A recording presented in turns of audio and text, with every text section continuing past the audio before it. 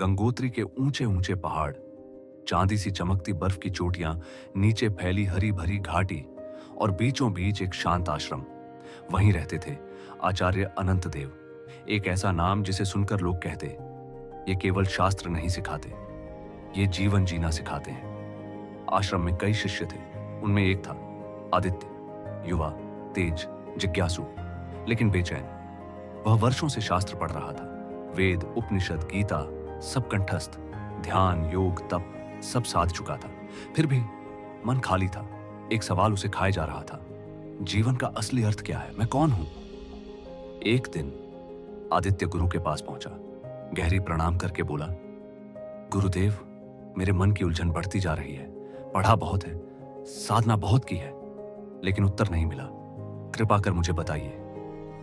गुरु ने उसकी आंखों में देखा, मुस्कुराए और कहा, कल सूर्योदय से पहले मेरे साथ चलना, बस इतना ही। आदित्य हैरान था, क्या इतना बड़ा प्रश्न और इतना छोटा उत्तर? पर अगले दिन के लिए उसका मन उम्मीद से भर गया।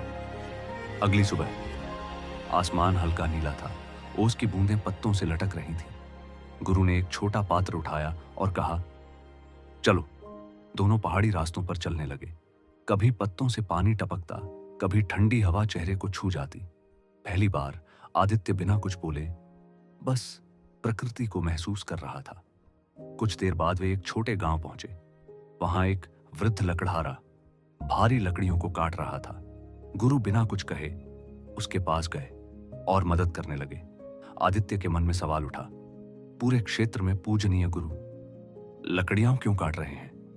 लकड़हारे ने पानी पेश किया। गुरु ने मुस्कुराकर ग्रहण किया और आगे बढ़ गए।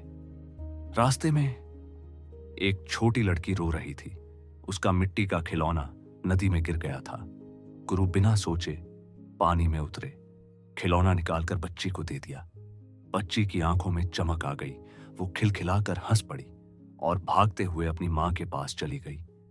आदित्य ये सब देख रहा था, लेकिन उसके मन में सवाल और गहरे हो गए। गुरुदेव, ये सब मेरे प्रश्न का उत्तर कैसे है?